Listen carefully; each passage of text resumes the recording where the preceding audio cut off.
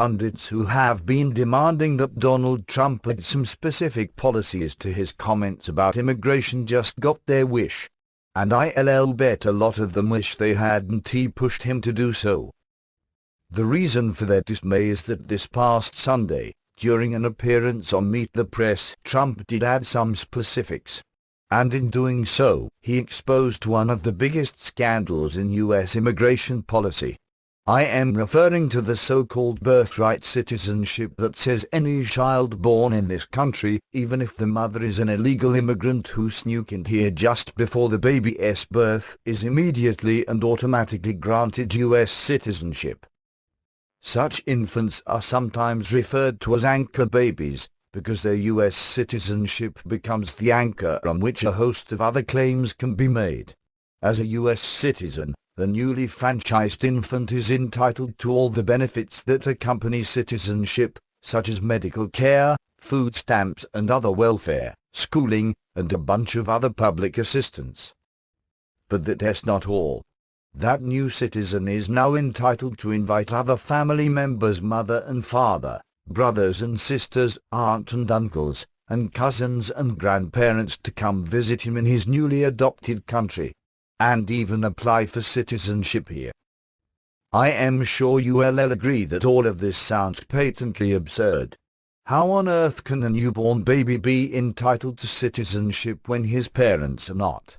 How did such an insane policy become the law of the land? The first thing you need to know is that Congress has never passed such a law. No, we read told that this ridiculous policy is required by the 14th Amendment to the Constitution. Here is the relevant section.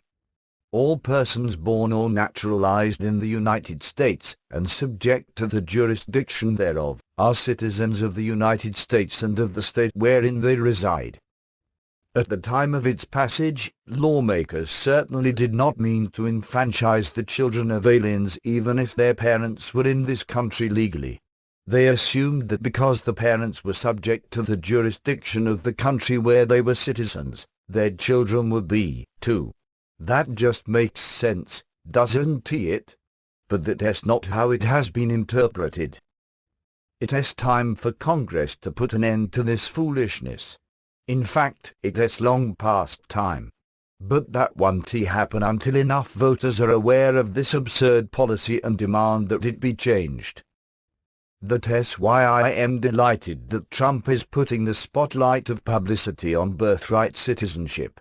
Thanks to him, this issue will be impossible to ignore. Because of Trump, millions of voters will learn about this terrible interpretation of the 14th Amendment. Other candidates running for president will be forced to discuss it. Hopefully, it will also become an issue in many of the races for seats in the House and Senate. So thank you, Donald.